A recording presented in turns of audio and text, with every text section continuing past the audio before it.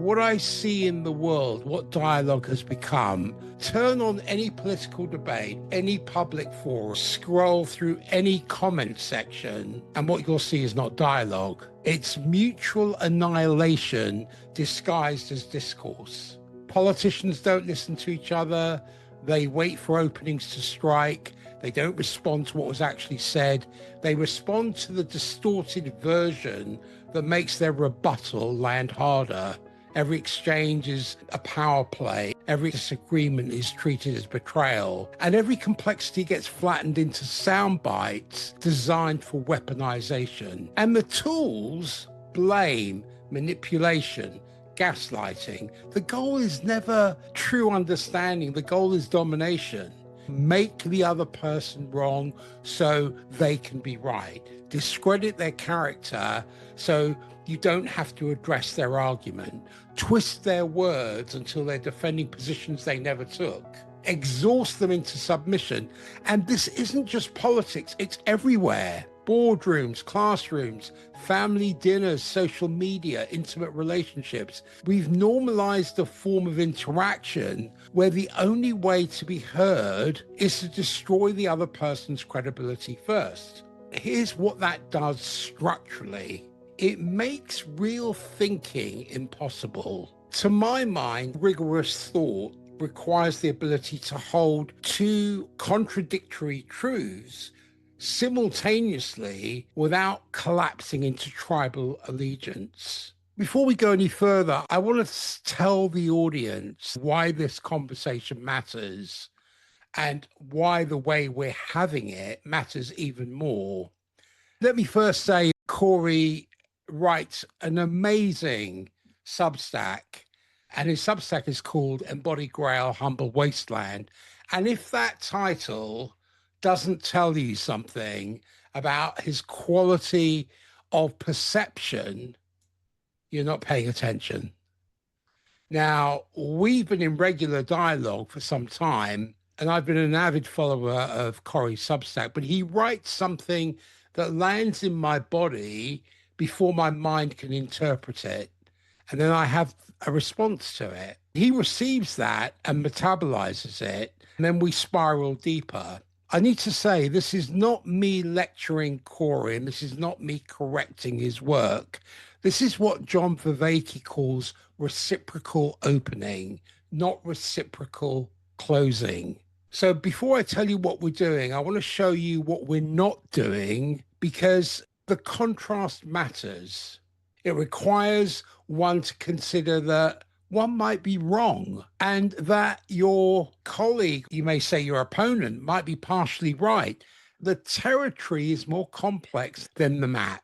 But if every conversation is warfare, we can't afford that vulnerability. So what do people do? They armor up. They defend their position at all costs. They never concede a point because concession looks like weakness, and weakness gets exploited. So we stop thinking together, we stop exploring together, we perform certainty at each other until someone gets tired and leaves, and then we declare victory to whoever's still watching. This is not dialogue, this is mutually assured destruction of meaning. I'm going to say something that may land a bit hard. This is one of the pre-symptomatic phases of collapse that Corey didn't name explicitly, but when I read through them, it's woven through all five. When a species loses the good faith agreement, when every difference becomes existential threat, it can no longer integrate complexity. It can only fragment into warring certainties, left and right, woke and anti-woke, progress and tradition, science and spirit. So every polarity hardens into opposition instead of remaining in creative tension. That's not debate. That's the immune system attacking itself. What Corey and I are practicing is reciprocal opening. And I mean something structurally different. Because when two people enter a dialogue as a mutual practice, not a competition, not a performance, something else becomes possible that neither of us can generate alone. we're not trying to win. We're not trying to look smart for an audience. We're not protecting our territory, our identity, or our ideology. We're exploring, not exploiting. We're exploring the same material from different angles with the inherent trust that the friction generates light as distinct from heat. Sure, Corey and I can disagree, and we do, but we self-correct in real time. So I don't make Corey wrong so I can be right, and vice versa, because that's ego warfare masquerading as intellectual rigor. Here's what actually happens. Corey will say something, and I might feel resistance to what he says in my body, but I'm not going to attack that resistance or defend against it. I name it. Here's where I diverge. Here's what I'm tracking that you might not be. But he doesn't collapse. He doesn't get defensive. He doesn't twist his words into a straw man so he can burn it down. No, he receives it. He considers it. He contemplates it. Something adjusts. Something pushes back with his own tracking. So we're not arguing, we're triangulating truth together. So using our differences as instruments of precision rather than weapons of dominance, that's not weakness. That's the only way complex systems can learn. So what we're attempting to model here is something that becomes almost extinct. This is two men capable of holding strong positions without hardening into them, who can challenge each other without diminishing each other, who can disagree without making the other wrong as a person, who can stay curious about where the other is coming from, especially when it threatens our own certainty. The other piece is that Corey is thousands of miles away from me geographically, different continent, different time zone, different lived context. But this dialogue distance becomes nearness, not in spite of the miles, but because we've chosen to cross them through sustained attention. So when two people come from far, far in geography, far in background, far in the particular shape of their wounding and their gifts, and choose to come near through the discipline of listening, something opens that casual proximity never touches. Most people are surrounded by others who think like them, talk like them, confirm their biases, reinforce their worldview. That's not intimacy. That's an echo chamber masquerading as community. Because real nearness, as I've been experiencing in these dialogues with Corey, is held in respect. That's the difference. So it requires crossing distance, not erasing it.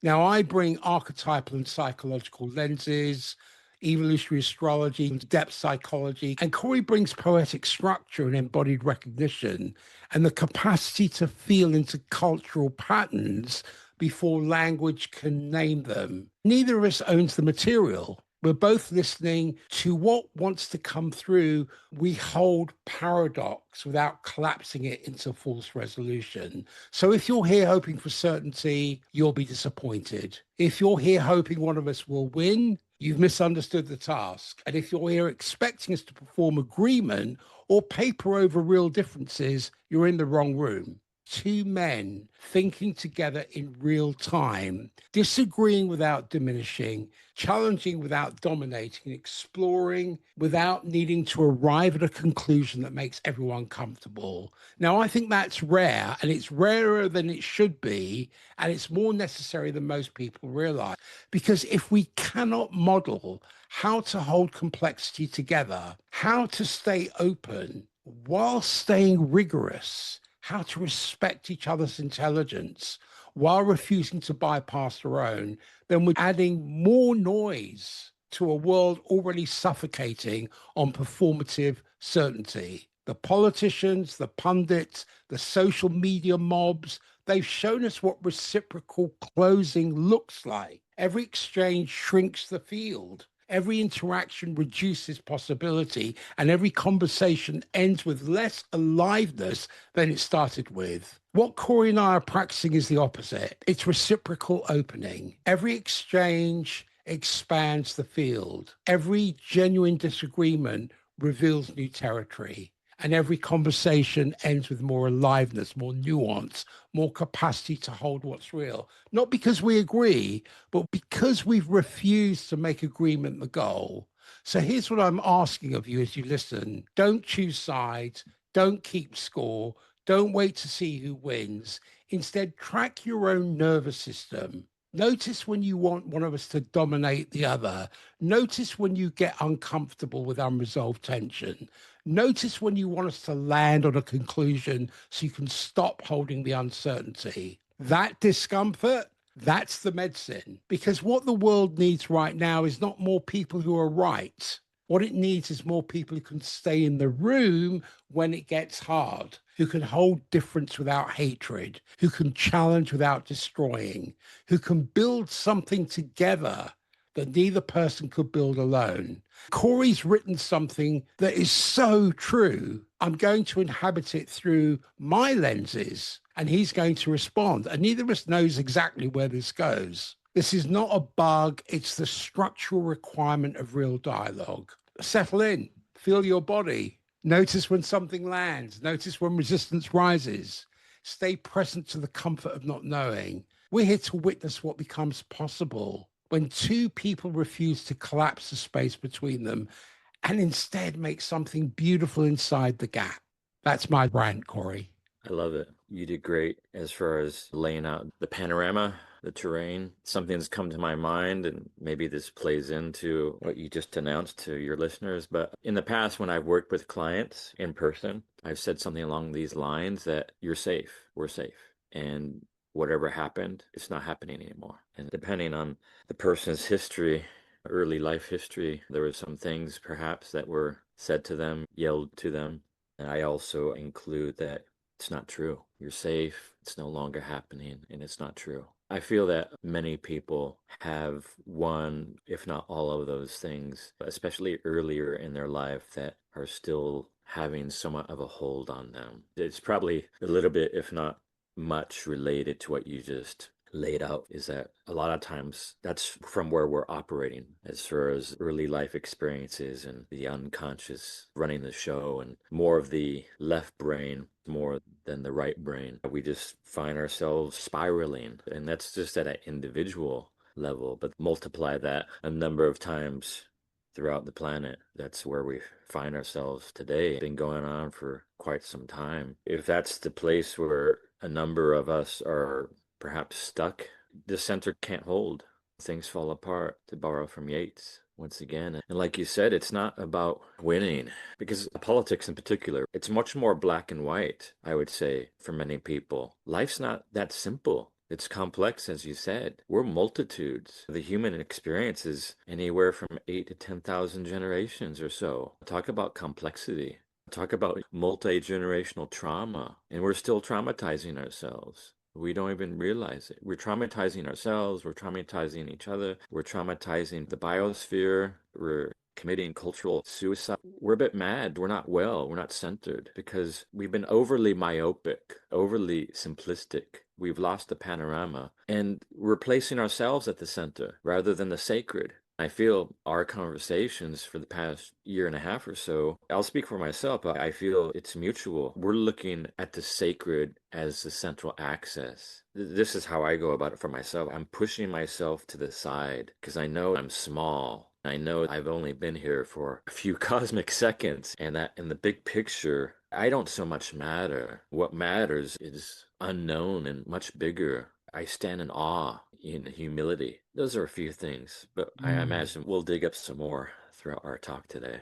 Totally resonates. Reading the extract from your Substack, it landed in my body before it landed in my mind. What I came to was how you know something is true at a deeper level than opinion, because it creates a tension, a pressure, but not the pressure of urgency. It was the pressure of recognition. Now, you've mapped 5 pre-symptomatic phases of collapse. And you're right. You've done something structurally interesting. You've mapped experience, not mechanism. And you've written a lament that I see doubles as diagnostic. So, what I want to do in this conversation is inhabit what you've written through the five lenses or five ways of seeing the same moment simultaneously. Actually, I just released a video on the five lenses framework. This is the material, human, ethical, universal, and practice lens, or the lens of coherence. This isn't to make it more complicated. I want to make it much more coherent, because right now we're living through something that feels like ending, but might actually be reorganization. Sometimes I can't tell the difference from inside the process. So I think today it's going to be about holding the same material at different angles, and maybe not to arrive at conclusions, but to create a perceptual field that we can step into. It's not information delivery, it's pattern recognition. If something I say creates discomfort, or you say something, we need to stay with it. That isn't failure. That's the old map dissolving before the new one stabilizes. In your extract, you begin with disconnection from nature and you say, the world is no longer teacher but threat. I want to slow that right down for a minute and look at what's happening structurally beneath the poetry. There's an ancient Mesopotamian epic, Gilgamesh, that most people know as Hero's Journey. There's a moment that I haven't heard anybody talk about, because Gilgamesh had a companion, Enkidu, a wild man who was raised by animals, who could read weather, track migrations, and speak the language of the non-human world. And when Enkidu dies, the text says something strange. Gilgamesh could no longer read the signs of the beasts.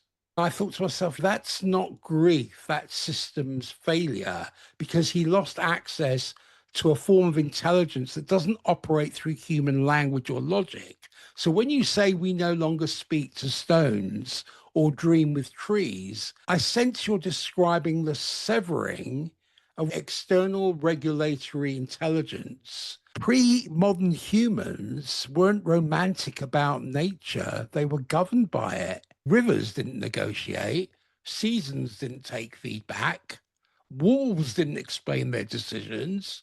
The land said no without needing a reason, and humans had to listen or die. That's not spirituality, that's error correction from outside the system. And when we replace that with resource extraction, logic, and abstract predictive models, we didn't become arrogant, we became under constrained, no external limits, no non human veto power.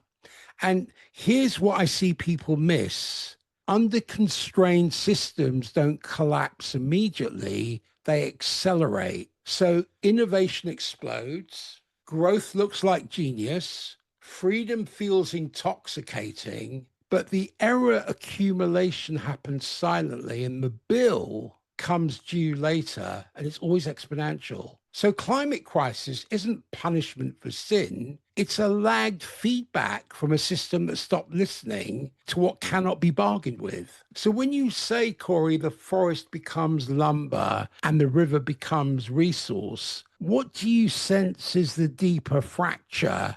Let's just say there's a keystone behind all that. I would say a lot of it has to do with fear. Fear of being vulnerable, fear of being subject to nature and whatever nature is up to. Nature wants to have fair weather. That's what nature is going to do. If nature wants to throw a few curveballs, dangerous storms, that's what it's going to do as well. So the fear of being vulnerable, the fear of not being in control, the fear of our fragility, really. As far as animal species go, we're not all that physically robust.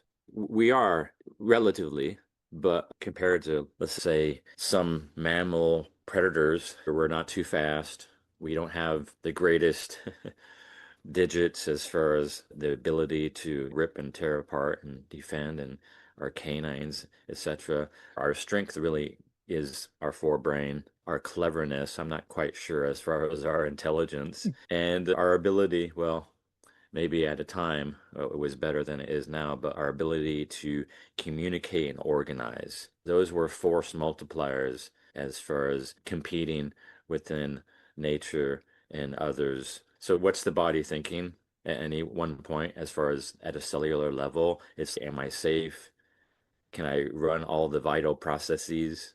Can I function within my environment? Can I move towards resources? Can I move away from other beings that might see me as a resource? And then can I perpetuate the genes? That's our operating system. So fear of entropy. And listen, imagine prehistory, tens of thousands of years ago, 100,000 years or so ago, life can be pretty indifferent. As we continue to develop and evolve, we probably got to the point where I'm not quite sure about that. So what can we do that might be able to buffer us and push that back to a point, and then multiply that by 1,000 years or so? And technology, I guess we've dethroned nature as the central axis, and we put ourselves at the central axis as if we are the masters, we are the lords, we are the kings of the world. I think it's Old English, if I remember correctly, world means age of man. So at some point in our evolution, in our history, we created this age outside of nature, and we started to build these walls, literally, especially during ancient times and kingdoms and castles and castle walls. But now the castle wall is the modern city, the modern metropolitan area, and the technology. That's the modern day castle wall, protecting ourselves from nature, from entropy. Those are just a few, I would say, parts to this keystone as far as maybe why. Now, going back earlier, you laid out the panorama as a reminder to the audience. This isn't so much about answers, if anything, it's more about questions. The better the question is going to be multi-purpose. It's going to help give you some insight. That's why I love what you write. As I was saying earlier, it lands in my body first before it does in my mind. There's a recognition of something and the questions that come up from what you're writing. That allows me to step into the halls of perception, which is not an easy thing to do. But this is where maturity is being able to straddle two stools, two different views, not how old you are, but are you able to stay in the room and hold opposing views when it gets difficult, when it gets challenging, rather than the ego coming in and trying to enforce your belief system, your opinion, or whatever your ego or your conditioning organizes and propels you to do, to step away from that and become neutral and look at those opposing views. That's a level of maturity many people don't have. I committed to watching several days of politics, of debate, not from a standpoint that I was interested in what they were saying, but I was interested in how what they're saying, what their reasoning and approach was, what their rebuttals were like. It was so interesting because you start to see those two opposing forces do not want to collaborate to create sustainable practices. It's about power over, it's about domination. We see some of those examples and we have a pretty good idea that more of the same equals more of the same. And we're just going to continue this spiral, this widening gyre, and things falling apart. I imagine that both of us, and at least, and a number, hopefully, the more the better, we don't want that. If we're going this direction, we got all this massive momentum and this trend prediction. Rather than continuing on, let's redirect a bit, if not a lot. It's alchemy, right? Another thing I was thinking about earlier is if people have some sense reaction that, oh, I'm not quite sure about that, get a sense as far as where it is, how it feels in your body, stand back and pause. Take the observer position like a beach lifeguard tower. You step back and elevate, and you're like a witness. And if something feels visceral and you're beginning to emote and you feel a lamentation, a grief, and perhaps even some tears, I would say that's probably a good thing. Start to listen, because if you don't listen to the whispers of your body, eventually you'll hear it screams. I would apply that to the soul. I would apply that to our species. I would apply that to nature. Nature's been talking to us. Our body talks to us. Pay attention, listen. Sometimes, at least, feel more, think less. Or if you're going to think with nuance and holism, it's not either or. A lot of times it's probably both and. So both sides of the hemisphere of the brain. Be humble, look at life and these issues with awe, with reverence. What's the old saying? I know nothing. There's a lot of truth to that. Remember that. Education nowadays, supposedly people are more educated now than any other time in history. We have information. We collect a lot of information. What have we done with that information? Have we applied it? Do we have some experience? This takes a number of years. There's no substitution for time. Learning through our mistakes, learning through contrast, learning through struggle, through hardship, through suffering. Include compassion. That's wisdom. We're lacking in wisdom. We have a lot of information, maybe a little bit of knowing, little to no wisdom.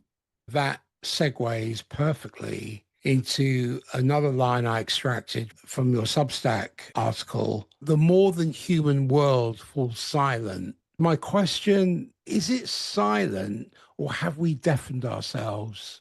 C.S. Lewis comes to my mind, and he said something along the lines that God doesn't want us to suffer. Pain is God's megaphone to arouse a deaf world. In Yeats, once again, the second coming, the falcon cannot hear the falconer. We're the falcon who cannot hear the falconer, that of the sacred. What are we listening to? Many of us are listening to ourselves in our own echo chambers, for instance, especially when you brought up politics. This is my take. I see that the majority of politicians out there are the Pharisees of our time, the blind guides. I'm not quite sure how many people are living, they're following a particular belief and living a life not so much through the lens of tribalism. Which party am I a part of, for instance? We're dehumanizing ourselves. We're dehumanizing the other. We call them leftists. We call them right wing. There was one politician who said something along the lines, the deplorables, right? You might know who, and maybe some of the audience does as well, but I'm not going to say. Martin Buber, I, thou. We're turning the thou into it's, non-human. You do that long enough, bad things happen. About 100 years or so ago, we know what happened in parts of Europe, right? Time's a flat circle. Mark Twain said that history repeats itself but doesn't rhyme. Nietzsche, time is a flat circle, and here we are again. We don't learn. We have short-term memory. Change our hearts, change our minds, turn around, learn different. And not so much as far as this tribalistic story that's being told to us, the narrative. Look towards others as far as storytelling. It's about reweaving the world and how we fit in the world within ourselves, with others, with place. It's not so much this side or that side. It's whole. The etymology human, humus, humility, holy and whole. If we're not up to that, then we're losing our humanity. If we're starting to look at others as a deplorable, as an it, where is the thou in all of that?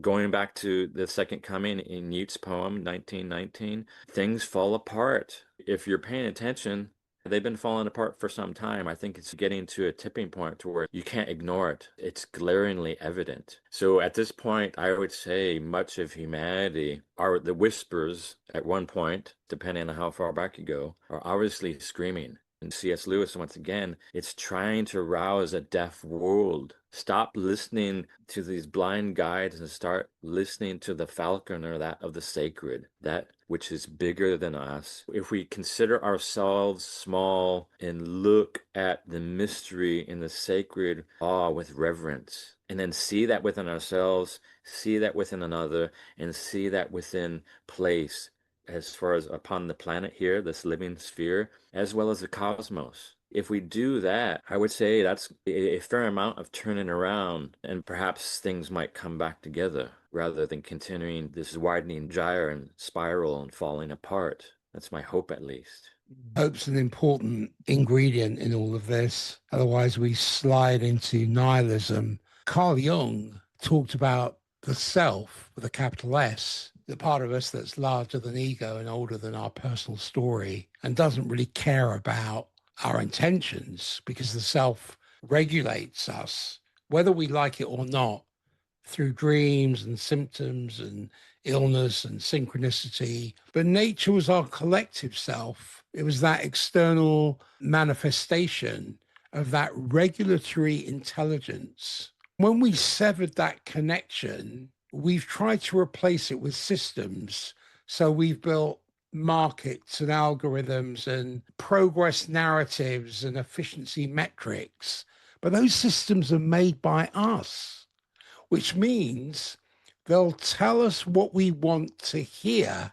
Rivers won't, wolves won't. And archetypally, this is the pura eternus, the eternal youth, which has become unbound from the Senex, the old king, who That's the says, forever child. Is that the forever child? yeah, the eternal Yeah. youth, yeah. Yeah. But it's become unbound from the Senex, which is the old king who says, this far and no further. So the Pua is expansion, innovation, flight, beautiful, necessary, but it's lethal without limits. And every mythology encodes this. When we look at Icarus flying too close to the sun, because his father, Daedalus, who built the wings, also warned about hubris, and Icarus stopped listening. We're not flying, we're falling upwards. We don't know the difference until we hit. From the material lens, the work now is not to return to nature as some noble, savage fantasy. We have to ask what forms of non negotiable feedback can re enter the system before we exhaust our error tolerance, not as punishment, but as course correction. Another extract, you say, we replace initiation with instruction, roots with mobility, and village with virtualization. When I read that, something in me went to nostalgia, then something in me went to neuroscience. The Greeks had a word for this called metaxi, which means the space between self and cosmos, between individual and collective. And the village existed in that metaxy, not family, because that's too close, too fused, and not empire, which is too distant, too abstract, but the scale where meaning could be mirrored back at human speed. Most people don't know that the human nervous system evolved to track approximately 150 relational signatures.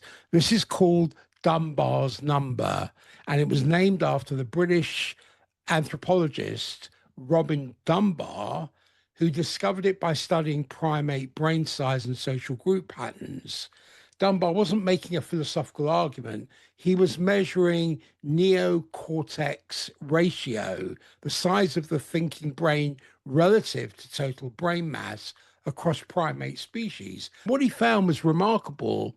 He found there's a direct correlation between how big that ratio is and how large a social group that species can maintain. For human beings, that number caps at around 150 stable relationships, not acquaintances, not people you've met, and not your follower count, but people whose names you know, whose stories you can track, whose emotional states you can read, who could show up for you in a crisis.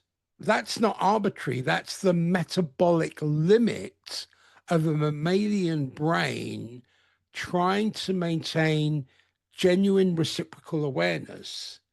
Now, beyond that threshold, faces become abstractions, names become data points. You start losing the capacity to track who is this person, what's their history, what do they need, what do I owe them, and so on. But here's why it matters, because what I'm seeing is you're describing the village existed exactly at that scale. That middle layer, the 3,250 people who you see regularly enough that meaning can be mirrored back at human speed, the metabolic jump is unnatural for primates. No mammalian brain was built to bond with algorithms or derive identity from strangers' approval. That's the scale where initiation worked, where reputation mattered, where you couldn't hide your shadow because everyone knew your patterns. And accountability wasn't a system, it was 12 people who watched you grow up.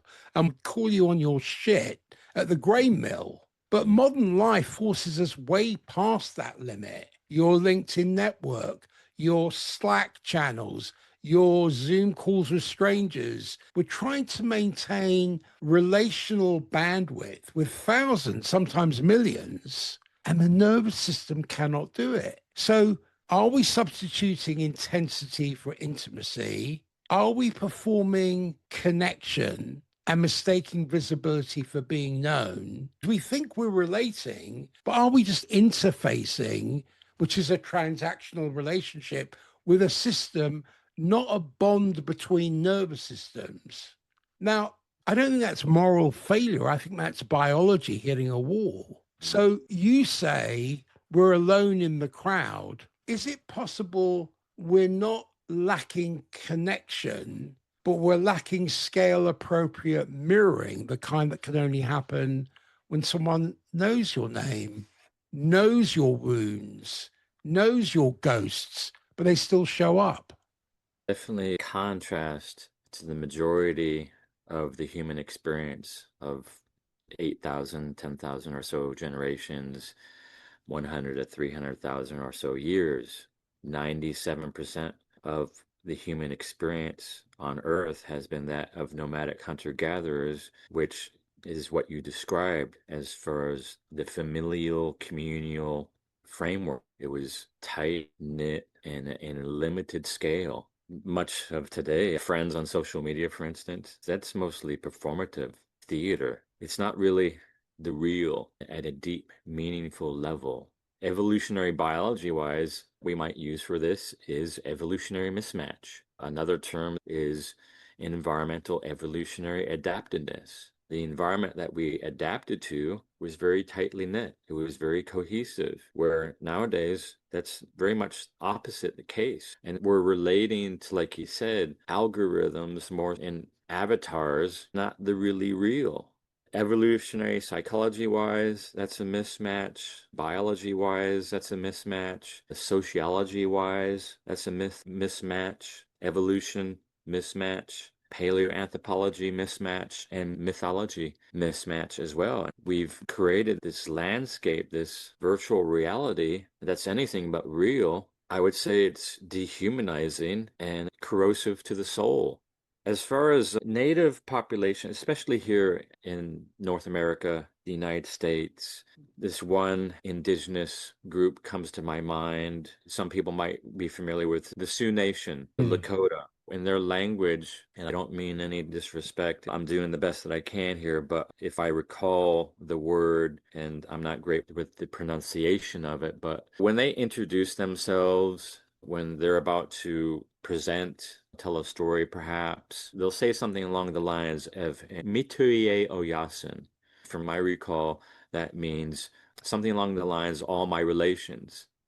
So my understanding is when they say that, they're not just talking about two-legged relations. They're talking about other animals, the four-legged, the finned, the winged, and also the unseen, the rocks, the landscape, the rivers. All of that is kin. Like hunter-gatherers, they might have had 100 people or so, the same species as far as their relatives, but they also considered the environment their relatives as well. This was brought to my attention by Paul Kingsnorth in his latest book, Against the Machine. I guess what he says, if I remember right, about humanity and what was the glue that kept us together for the majority of our experience here on the planet was place, people, prayer, and past. Those are like binding agents. They were in right relationship with their Exactly. environment, and those Right. binding agents sealed that whole relationship. They could have a rapport with those things and it became part of their basic constitution. It wasn't something out there, it was something within. And the place wasn't a screen, for instance. Right. Exactly. Yeah, exactly. Right. So those are just a few things that popping in Mm. my head right now as far as this one section. Number two of the symptoms and the things that you mentioned just moments ago. If the village was the speed at which meaning stabilized, not too fast, not too slow, What happens to a species forced to derive identity from systems that update faster than a human can integrate? What does chronic timescale mismatch do to a nervous system over generations? What comes to my mind, Peter, is it's a machine, and it's perhaps a machine that's dictating us, the machine that we created. Going back to the early 1800s and Mary Shelley's Frankenstein, you are my creator, but I am your master. We're becoming more machine-like and less human-like. That's what's coming to my mind. I think of Greek mythology, Demeter and Persephone. Most people know the myth Hades kidnaps Mm, Persephone, but that's not the structure. The real wound is the rupture of the mother daughter transmission line, the mm, mm, continuity of meaning passed across generations without breaking. So when Persephone is taken into the underworld, Demeter, who's the goddess of grain, of harvest, of what nourishes, stops producing. So the earth goes barren, not as punishment, but as a symptom. So when the chain of initiated adults breaks, nothing new can grow. But here's the shadow: initiation requires rupture. So Persephone had to leave the mother, she had to descend, she had to die to childhood. The village held you through that breakage. It gave you elders who made the same journey, and they could say, I know this territory, you'll survive. Postmodern life gives us the rupture, the divorce, the job losses, the existential crisis, the identity dissolution, but no container, no Hecate waiting at the crossroads. Let me explain who Hecate is, because this matters structurally. Hecate is the Greek goddess of crossroads, thresholds, and liminal spaces, those in between places where one world ends and another begins. She's depicted holding torches, standing at the intersection where three roads meet. But she doesn't give directions. She doesn't make the choice for you, but she holds the space while you're in the terror of not knowing which way to go. In the Persephone myth, when the girl is dragged to the underworld, when she's ripped out of her mother's world and thrust into a realm she doesn't understand, Hecate hears her screams. Not Zeus, not Apollo, not any of the Olympian gods up in the light. Hecate, the one who lives at the threshold, who knows darkness. And it isn't evil, but it's necessary. She tracks Persephone's descent. And later, when Persephone has to learn to walk between worlds, she spends part of the year in the underworld with Hades and part of the year above ground with Demeter. Hecate becomes her guide, the one who says, I know the passage. I've held this threshold 1,000 times. You won't get lost. I'm here. Now, you could see that as rescue, but I don't see it as rescue.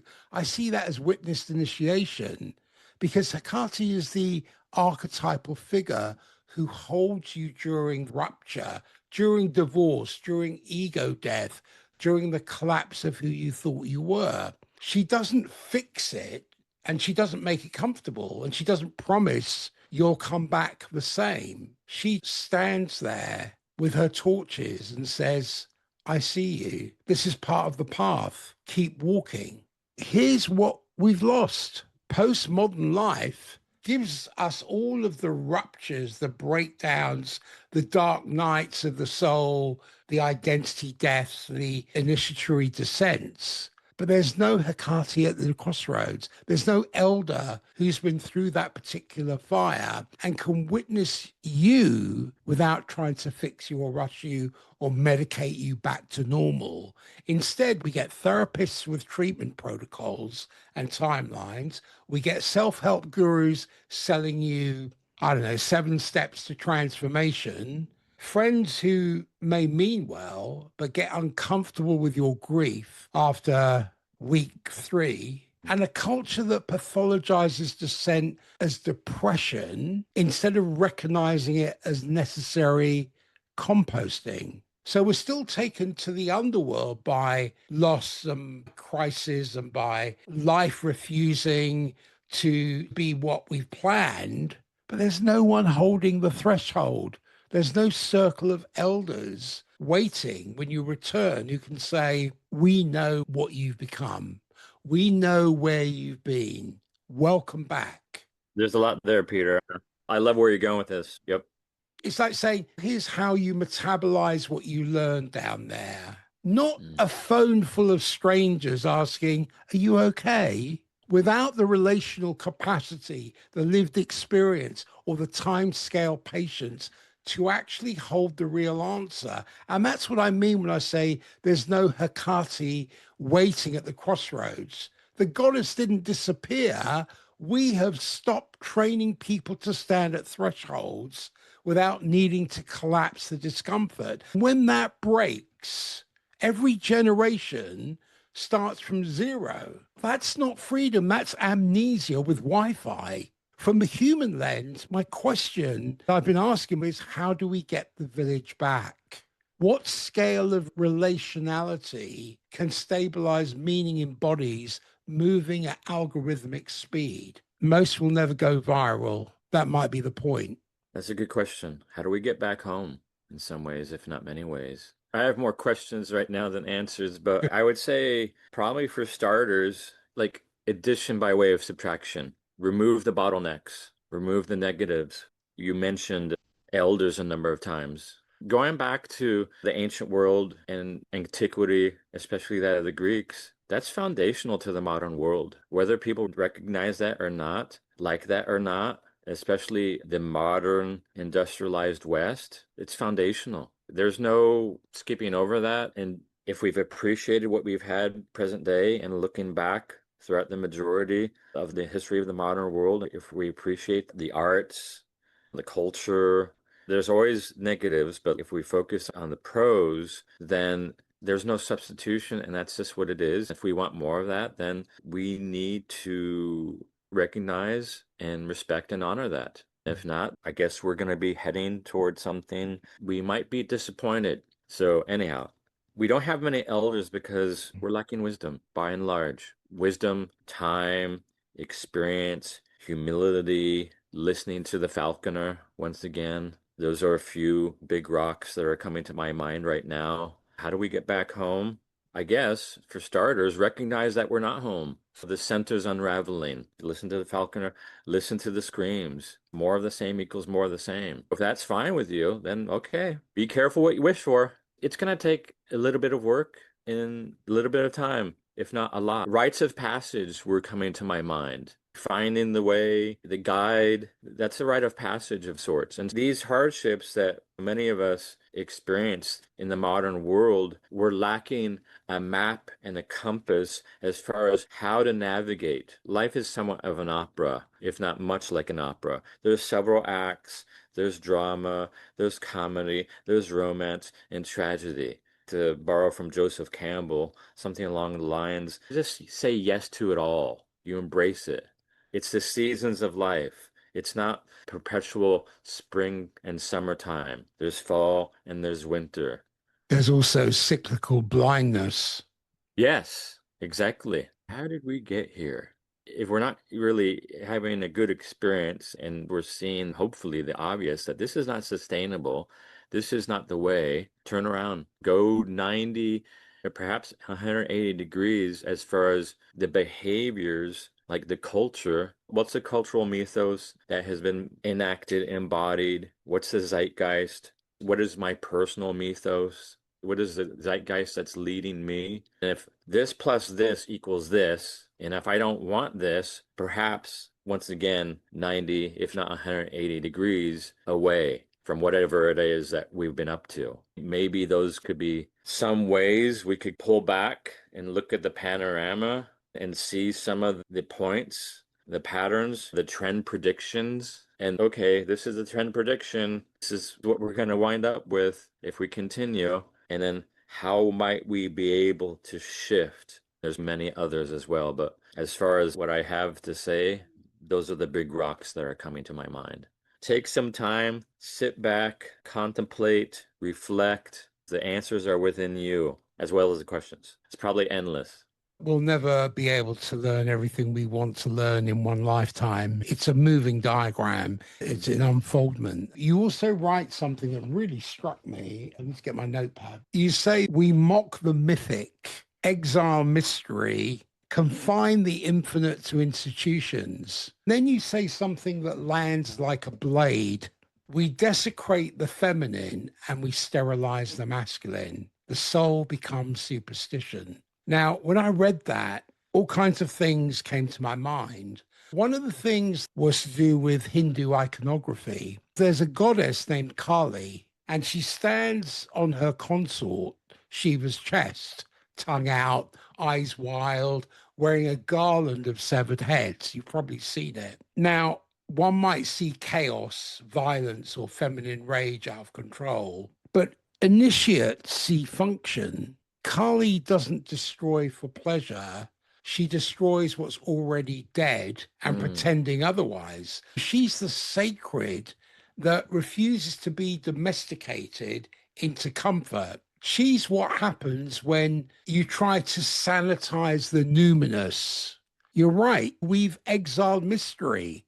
Looking at the mechanism, myth is a high density symbolic compression. So a single image, Kali on Shiva, or Prometheus chained, or Persephone descending, these hold centuries of integrated collective wisdom without needing explanation to function, because it bypasses the rational mind and lands directly in the body's knowing. But when a system accelerates, it loses patience for slow symbols. So we become symbolically illiterate. Mystery becomes inefficiency. Ambiguity becomes threat. Because look, you can't monetize reverence. You can't scale awe. So the sacred doesn't disappear. I see it gets displaced, whether it's into ideology or nationalism or wellness cultures or productivity gurus or optimization or brand loyalty or Marvel movies. I don't think we're less religious than our ancestors. We're worse at it. We give the same devotion, but to containers that can't metabolize it.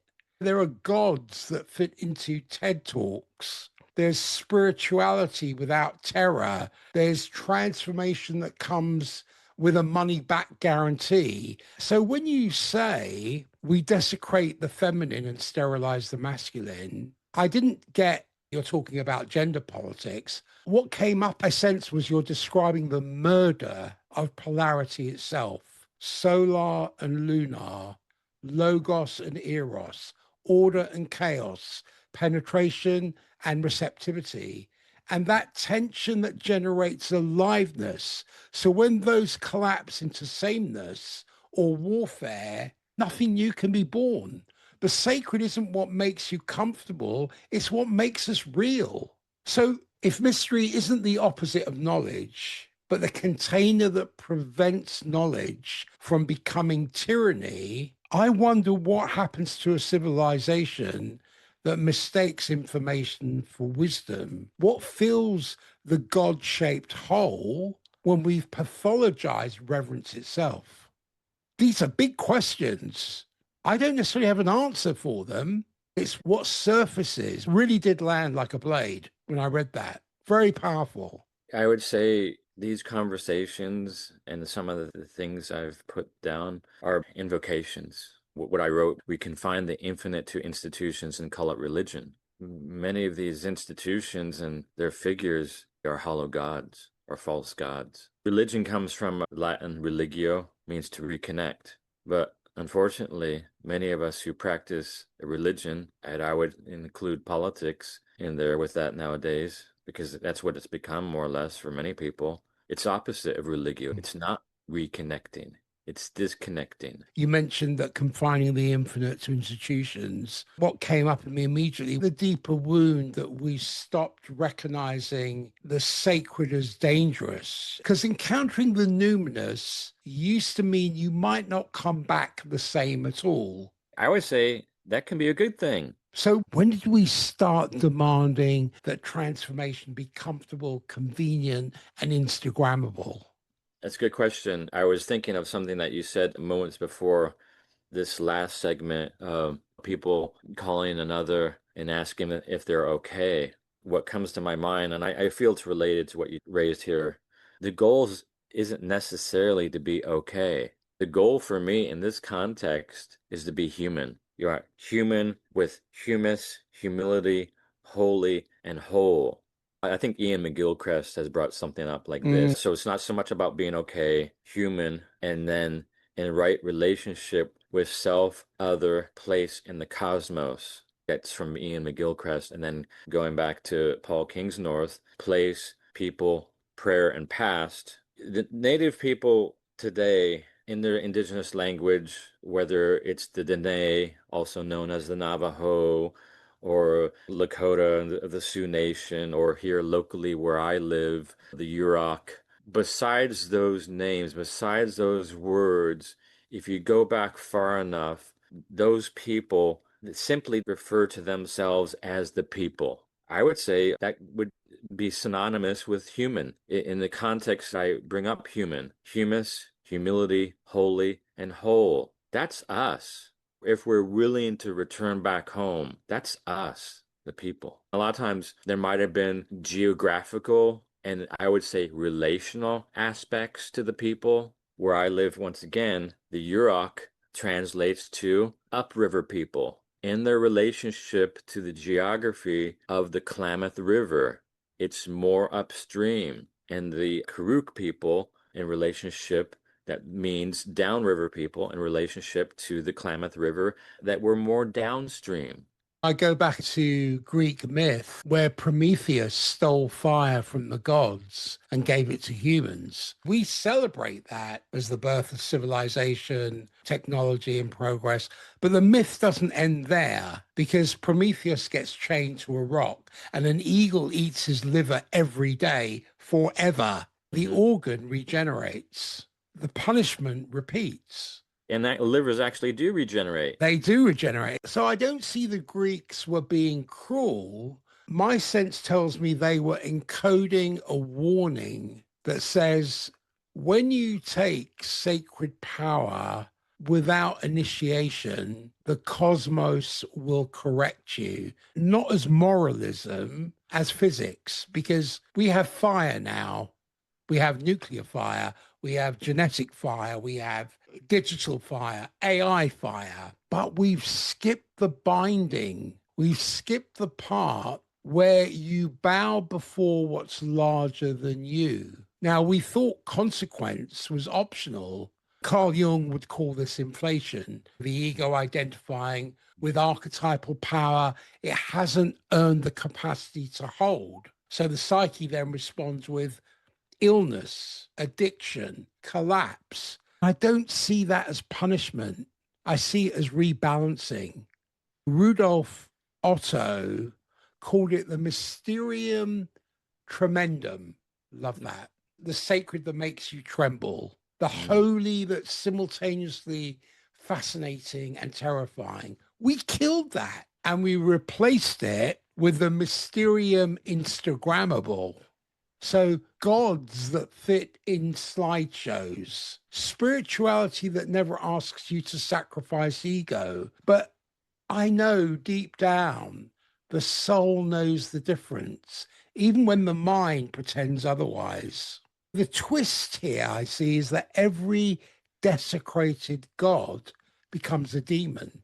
If you ignore Dionysus, the god of ecstasy and wildness and intoxication, you get addiction epidemics. If you ignore Artemis, the goddess of instinct and boundaries, the untamed, you lose your gut knowing. If you ignore Hades, the god of depth and shadow and composting, then you'll fear death forever while nothing new can be born.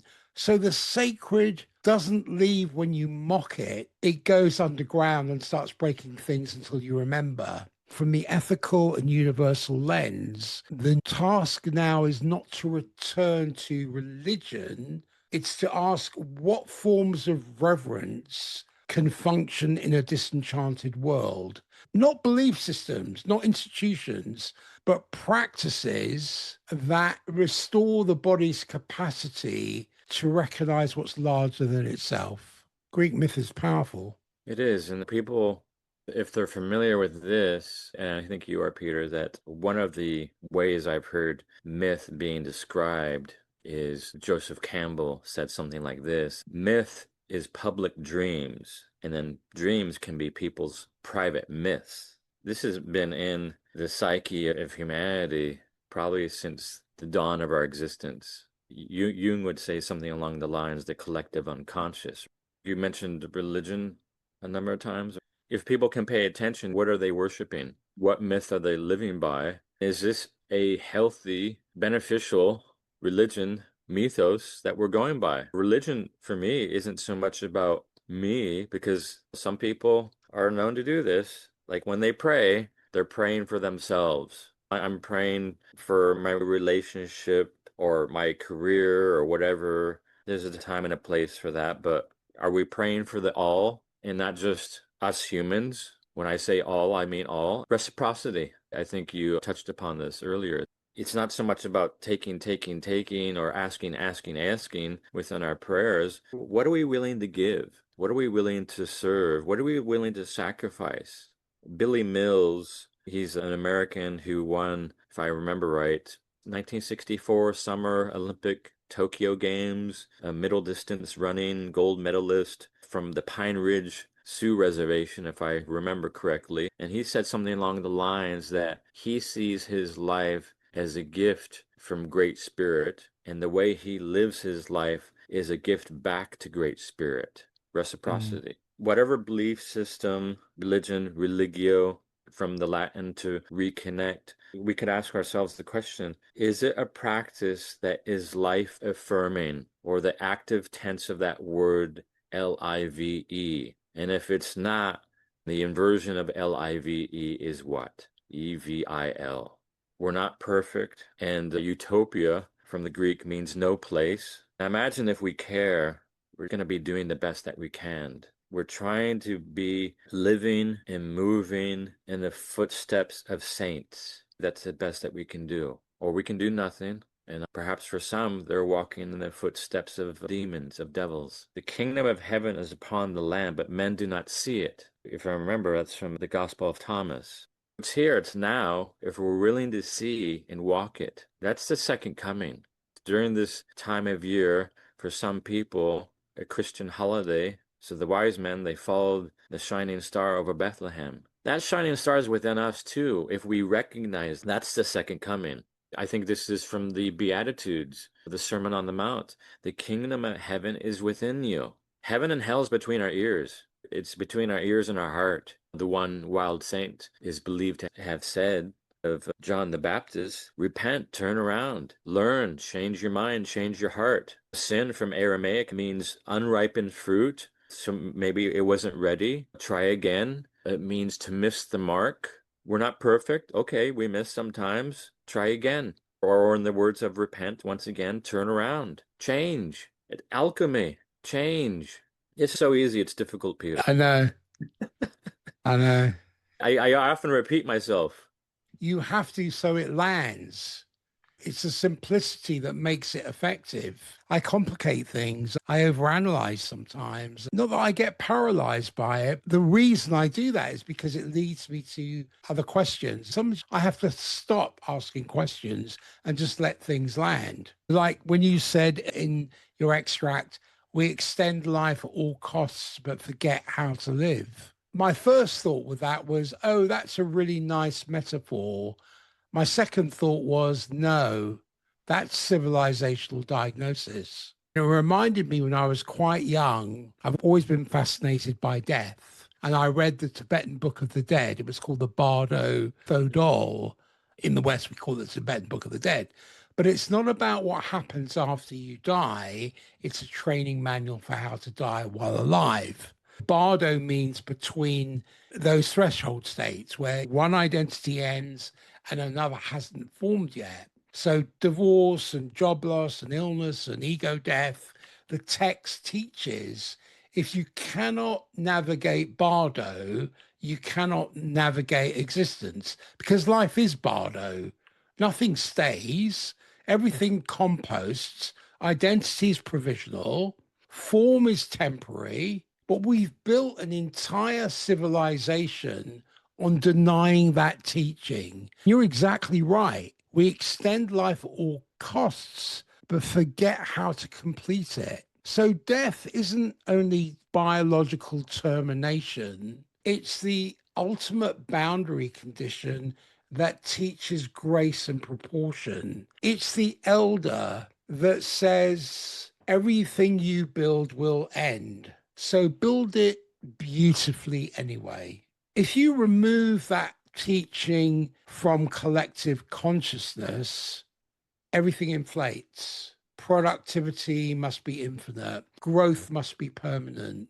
Youth must be preserved. Identity must be curated endlessly. Meaning must never be lost. Grief becomes pathological because it interrupts throughput. So we medicalize mourning because unscheduled sorrow doesn't fit corporate calendars. We freeze eggs, faces, ambitions, companies, political leaders, convinced that if we optimize hard enough, we can sidestep the one truth every living thing shares. You will be composted, you will die, it's unknown, but it's certain. Here's the systems read. Death is a feedback mechanism. It clears space. It forces completion. It creates hunger for what matters. I would contend that when a species refuses that feedback, it doesn't transcend death, it rots while pretending to live. The Hollow Men. Zombie institutions, the hollow men, identities preserved in digital amber, 90-year-old senators and politicians, companies that won't sunset, relationships maintained on life support. So if death is the constraint that teaches us what's actually worth doing, what happens to meaning when we remove that limit? Does infinite time make every choice equally meaningless? Because isn't mortality the only thing that makes now matter? It reminds me of Homer's The Iliad, something that Achilles said in the story that any moment might be our last. Everything is more beautiful because we're doomed. You'll never be lovelier than you are now. We will never be here again. That goes back to the ancients once again. So when remembering death, I'd imagine we live with more sacredness because we know that this time has passed. And like with each exhalation, we're moving closer and closer towards death and further away from our birth. I think that many people are in denial for whatever reason. Something I remember early in my childhood, I remember the grocery stores in the United States where the butcher section was wide open. The butcher had their apron on, it's stained because they're processing meat. The big blades, the cleaver, one animal carcass, it's hanging by the hook. Nowadays, I don't see that. It's hidden. Yeah, it's behind the frosted glass, the meat, rather than in the open air refrigerator section window. It's all padded dry and clean. And I feel for the majority of children, at least the US, they probably have no idea where their food comes from. Mm. And oh yeah, it was once alive and had feelings, it had a family, and people take it for granted. I live and work on a farm, and so life eats life and life gives life. When I'm working, and we'd had Thanksgiving here in the United States not so long ago, prior to that weekend, we had 55 turkeys or so. Sunday morning, those 55 turkeys were in their vacuum sealed bags for people to pick up on Monday morning for their Thanksgiving dinners. When I was doing that, each time with each turkey, I said, I'm sorry and thank you at the same time. Because I know Mm. that the majority of us humans, everybody eats, one, and then two, the majority of humans are omnivores. I don't think there's any civilization that has ever existed or ever will exist and solely a plant matter.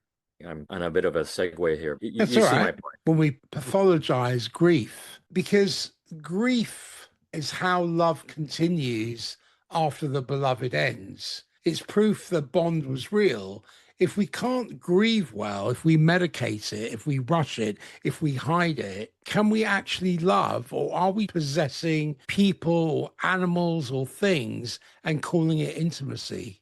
I would say grief is a ceremony. This ceremony is in recognition of the sacred, our reverence for something that's bigger than us, that's eternal, and that's mysterious as well. There's the Greek myth, and I think many people get it wrong, of Orpheus and Eurydice. Orpheus is a musician whose wife Eurydice dies, and he descends to the underworld. He literally goes to the land of the dead, and he plays music so beautiful that Hades, the god of death, makes a deal and says, "Hey, you can take her back, but you must walk ahead. Don't look back. Let her follow." And Orpheus agrees. So he walks, he's almost out, and at the last second, he turns and he looks back. Eurydice vanishes forever. So we romanticize this as tragic love, but it's not. It's the catastrophic consequences of refusing to let the dead die. Now, Hades wasn't being cruel. He was teaching love that cannot release becomes imprisonment. So every parent who can't let their child individuate, culture that mummifies its founding myths instead of composting them for new growth. Every person clinging to who they used to be instead of meeting who they're becoming, that is not devotion. That's necrophilia of the soul. James Hillman, the archetypal psychologist, talked about growing down, which is the idea that the soul doesn't ascend into the light, but descends into depths. The underworld isn't punishment, it's ripening. So Hades isn't evil. He's the god who says everything must compost to become fertile again. When we deny him, we get cryogenics, anti-aging industries, political leaders who won't retire, companies that never die, and identities frozen in performance, and souls that can't grow because they're too busy being preserved. There is a twist here of the fact that mystery and death are married, because mystery is what remains when explanation ends, and death is what remains when control ends. Both of these require surrender, and both demand that we stop pretending we're the authors. So a culture that denies death also denies mystery. Both require admitting there's something larger than our will, our 5-year plan. And indigenous cultures, as I understand it, had good deaths and bad death. The bad death wasn't physical, it was dying without meaning, without being witnessed into the next world. We don't deny death, we make it obscene. Hospitals hide it, butchers hide it, euphemisms bury it. So we treat it like failure instead of completion. And then we wonder why life feels hollow. We cannot have deep life without deep death. They're the same metabolic process. And from a universal lens, I see the work now is not conquering death or romanticizing it, it's restoring death's teaching function, not as morbidity, but as proportion, as grace, as the one boundary that makes this incarnation unique and precious. Many people overlook that death and life are the same wave. They're just different aspects of the wave. You can't have inhalation without exhalation. It's all interwoven, it's all interdependent. It's the whole. Life on the biosphere, on our living planet, as well as us, we're in nature and nature's in us. We're in the cosmos and the cosmos is in us. And I would also include the sacred with that. The elements, for instance, on the periodic table came by way of a death of an exploding star, stellar nucleosynthesis. NASA astronomer, her name is Michelle Thaler, She said something along the lines that when we look up at the night sky, we're looking back at ourselves. That's so beautiful. That's beautiful. So death can be seen as another part of the journey. It's another part circle. I'm going to look up something right now because this is one way that Indigenous people look at death. I have extensive notes on this subject and a few of them that I feel that's related to this. So there is a doctor out there by the name of Scott Eberly. I believe he's retired, but he had a career in hospice care. And he wrote a book called The Final Crossing, Learning to Die in Order to Live. I don't feel he's the originator of this idea, of this practice. This is probably indigenous, ancient, throughout many parts of the world and cultures. They had different versions of this, but probably much the same, but different. In his book, he writes about what he described as the death lodge. Someone who's close to that threshold, they have some time with their friends, family, loved ones to get complete. This is the exchange that goes on. It's please forgive me. I forgive you. Thank you. I love you and goodbye. Imagine if we all did that prior to death to those people who are important to us. Imagine if nations did that with each other. Yeah. I have two more at least from more of an Aboriginal lens. We're all visitors to this time, to this place. We are just passing through. Our purpose here is to observe, to learn, to grow, to love, and then we return home. That's from the Australian Aboriginals. Let's Go on. call them AB origins. AB origins, right? I think they're the oldest known Mm, culture of us humans going back, I don't know, 45, 60,000 years or so. yeah. In what you're saying, they don't divide reality into the living here and the dead gone. What I sense is the dead remain participants, ancestors, presences, intelligences woven into land, into weather, into animals and memory. So it's not the opposite of life, it's a phase shift in relationship. It's continuity as distinct from termination. There's a return to the land, to the clan, to the dreaming, to the ancestors, to the cosmos, depending on the culture's language. This is why burial practices are often precise and reverent in indigenous cultures. They're acts of ecological and cosmological alignment, not merely a disposal of a body. It reminds me of Chief Seattle of the Snoqualmie, Duwamish people. Apologize for my pronunciations, but Chief Seattle, he's the indigenous chief which the city of Seattle, Washington is named after. He said something along the lines, death is merely a changing of worlds. Changing dimensions. Right. The other thing that comes to mind with indigenous cultures, because I've been looking at how many Christmases do I have left on this planet. One of the things I was looking at in the context of indigenous cultures, what I see is that it's not something that happens to an individual, it happens to a network. The grief is communal. The grief is ritualized and given time. Many cultures, in fact, hold mourning periods that last months or years. And that's not to dramatize loss, but to allow the living system to reweave itself without tearing. Yeah.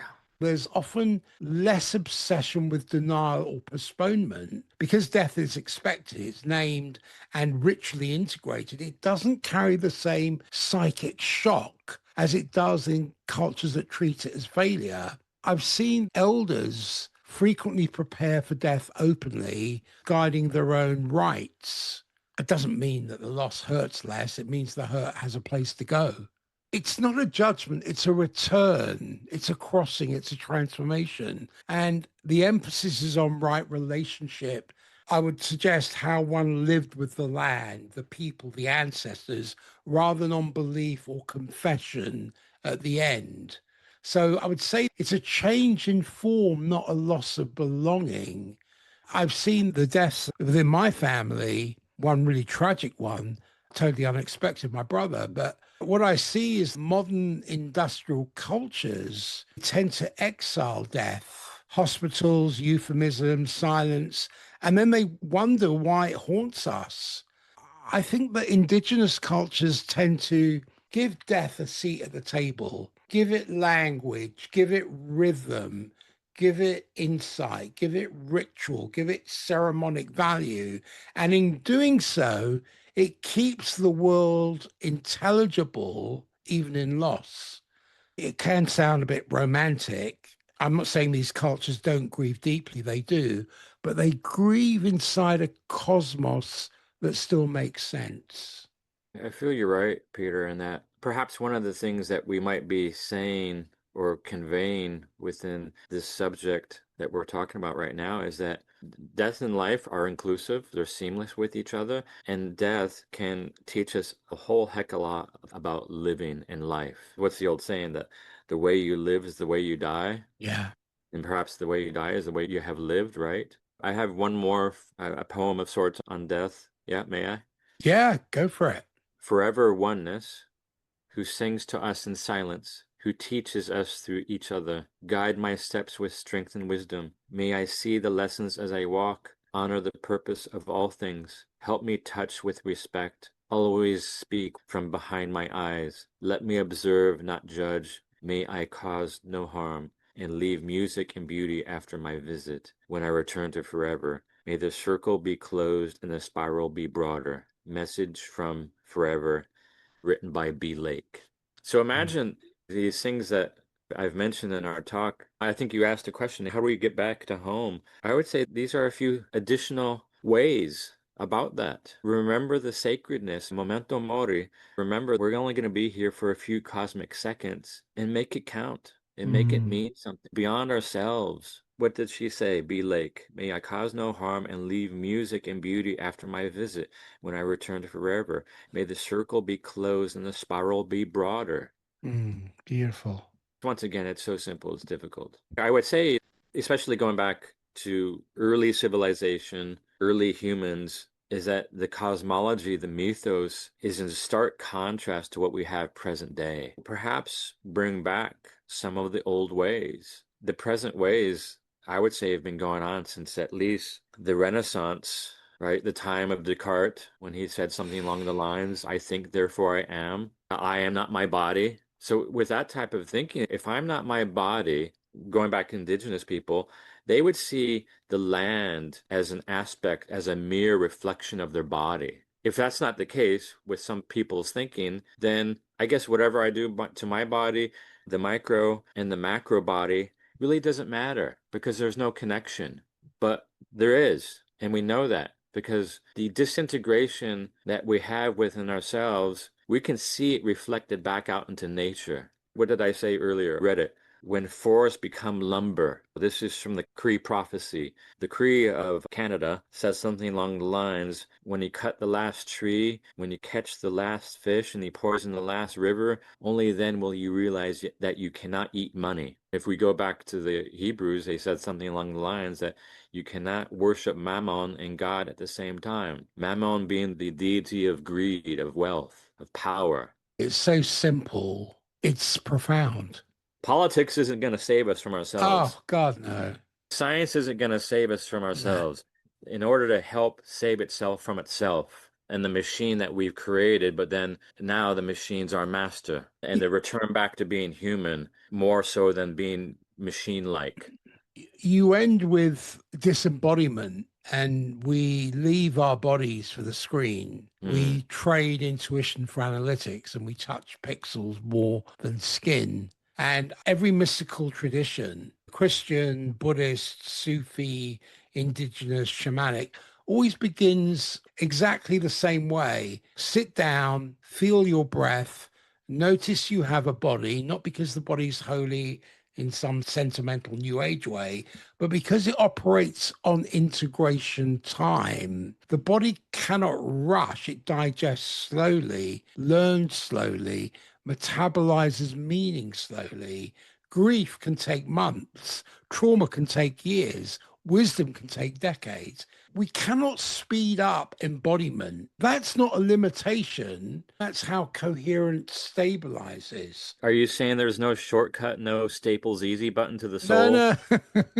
But we've built an entire operating system that runs faster than Mm, flesh can track. and bodies integrate on the scale of heartbeats and circadian rhythms, seconds to hours, and cultures integrate on the scale of generations from decades to centuries, and digital systems iterate on the scale of milliseconds. Now, I'm not suggesting it's a metaphor, that's a measurable time scale mismatch.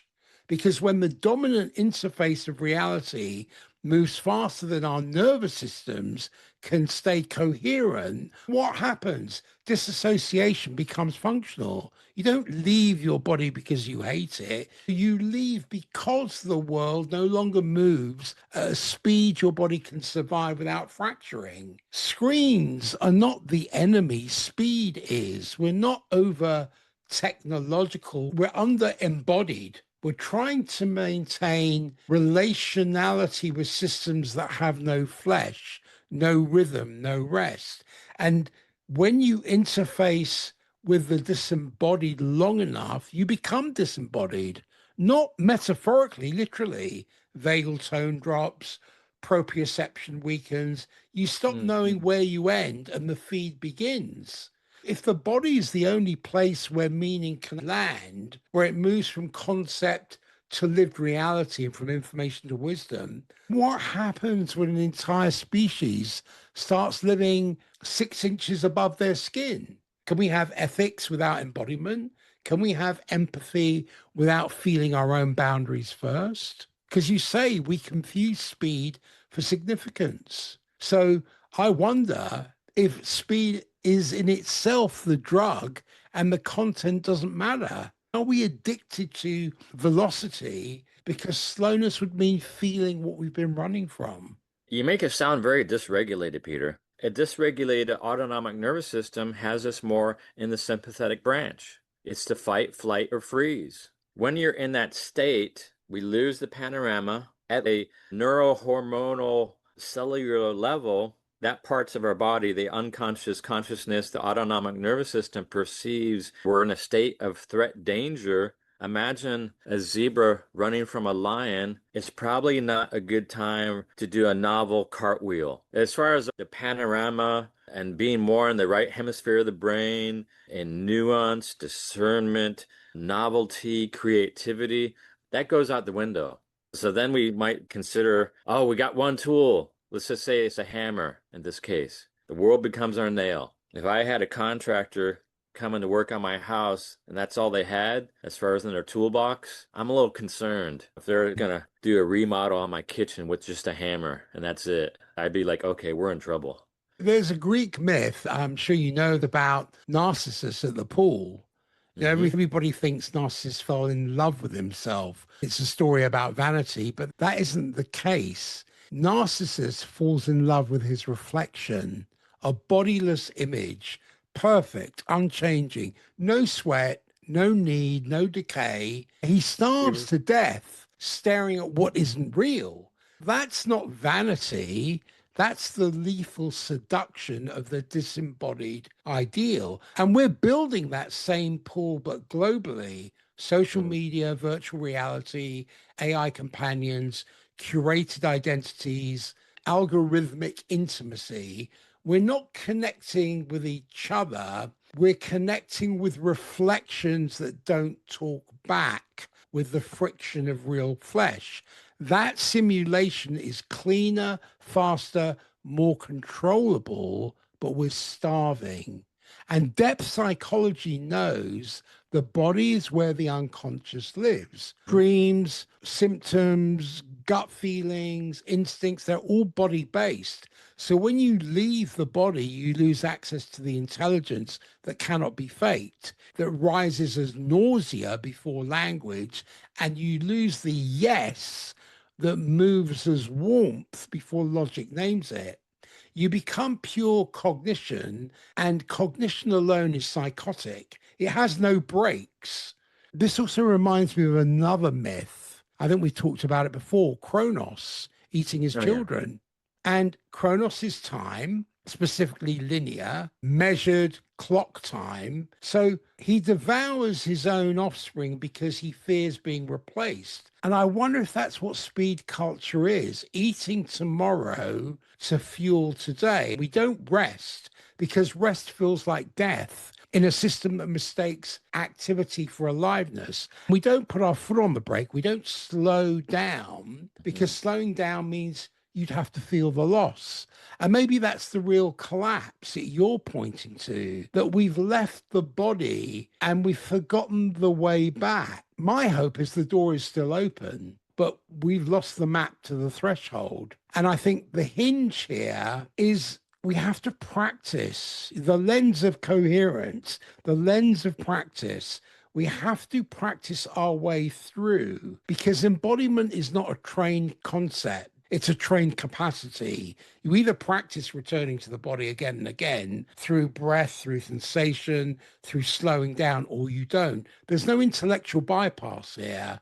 The future won't be carried by the fastest, the loudest, or the most optimized. It will be carried by those who can act as integration organs, human beings capable of staying embodied while symbolic systems rearrange, people who can hold multiple time scales and tolerate ambiguity without collapsing into certainty, to remain relational under pressure. I don't think these people will look heroic. They'll look ordinary, slow, probably out of sync with the feed. They'll repair meaning locally. They'll privilege coherence over control. They'll refuse false clarity.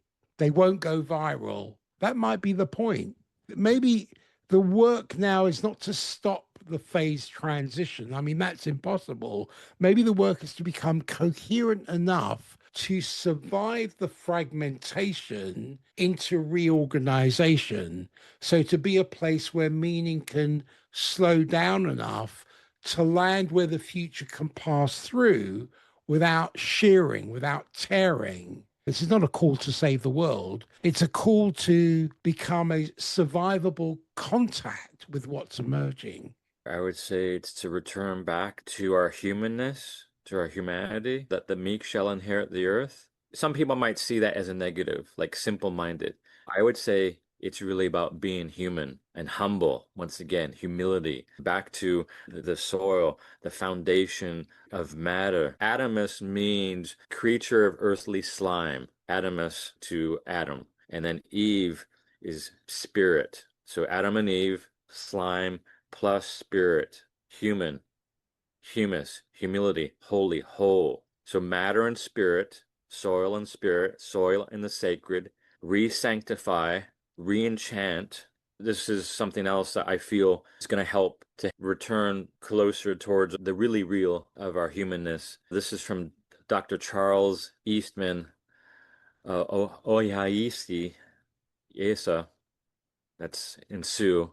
So my pronunciation's off. 1921, I think it's from the book The Soul of an Indian. And he said something along the lines, another definition of gymnasium isn't just a place to work out, but it's a schoolhouse. He said this, the gymnasium is not the best place for young people to develop their muscles. I would say mind body. The formative age should use no machinery in their development. So imagine present day, the machinery isn't just exercise machinery. The machinery could also apply to people's devices, right? They should season their muscles in the sun. I would say, once again, mind, body, in the fresh air, in the spring water coming down from the mountain, with a jump into the clean brooks and lakes of the mountains. That's where you get your nerve tonic. We can borrow from that, I would say. Stepping more towards the real. The natural. Exactly. Once again, we're in nature, nature's in us. Native people, going back to place, people, prayer, and past. And this applies to us too. It just depends on how far back we go in our family history. The land is where the ancestors are. The land is also us. Going back to Adamus, creature of earthly slime, they saw the land as being sacred, as being alive, a place where one receives lessons, teachings, a place where medicine can be received, and not just medicine for the physical body, but medicine for the soul body. If someone was to fall ill, often within a number of these indigenous cultures, they wouldn't just see it as a physical matter. They see it more as soul sickness, soul loss. And I would say that's what much of humanity is afflicted with nowadays. We have a soul sickness. We don't just see it within certain individuals, we also see it within relationship with others, and we see it in relationship with the living planet. I would say that the individuation work is slow, unglamorous work. It's an odyssey. It's also about withdrawing projections and learning to host these inner figures consciously and letting their energy become skill rather than compulsion. The anima and animus are not ideals to become or enemies to defeat. They're the internal teachers. They're speaking in the only language the unconscious has, which is image, affect, and projection, until we learn to listen without being possessed.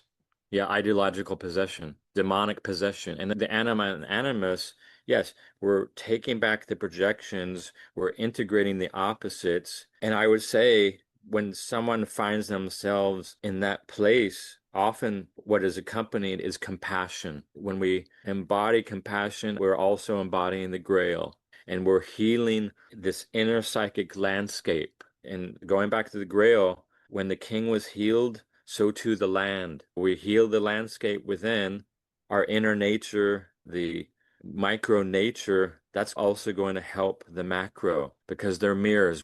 Going back to Joseph Campbell, a vital person helps to vitalize. That's also going to help with others as well as place. But if you invert that non-vital person, we're going to have its opposite. Lack of vitality. Going back to T.S. Eliot, the hollow men, the Mm. wasteland. So 90, 180 degrees, turn around. Or very Matrix-like. Not the blue pill, the red pill.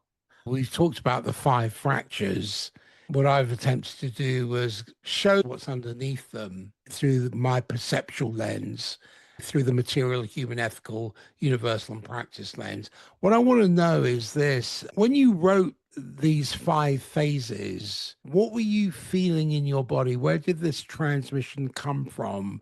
Was it from grief or rage or recognition? And to stretch the question further, when you read it back now through this conversation, through these lenses, has anything shifted? Has anything deepened? And is there anything that still needs to be said? Yes.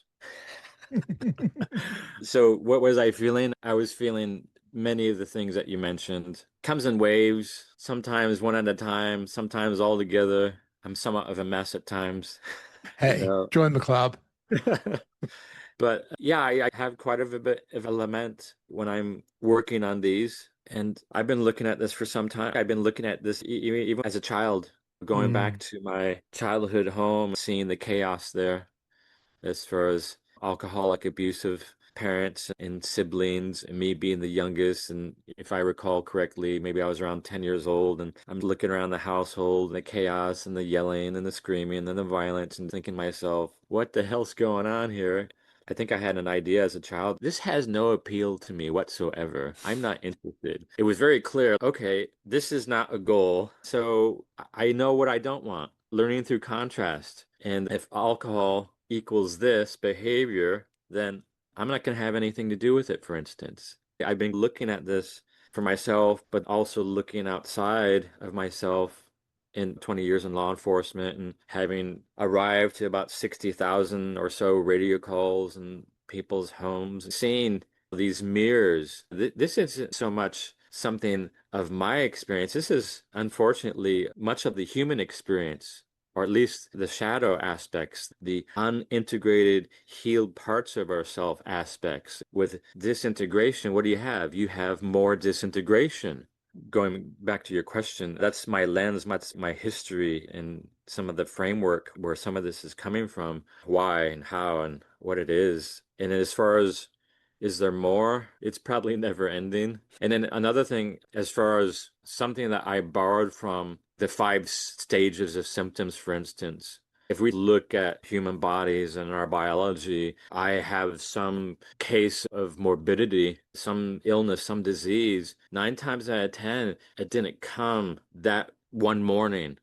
Cancer, for instance, might be a 10-year process in the making that had several stages, phases building up to it. So I borrowed from that and applied it to us humans, to the human culture, to the present day mythos, and the age of crisis that we're in, we probably have been in. Maybe we're nearing this crest, this tipping point that's been going on for perhaps centuries, if not more. Thank you for sharing that. In summing up, this has been a great conversation.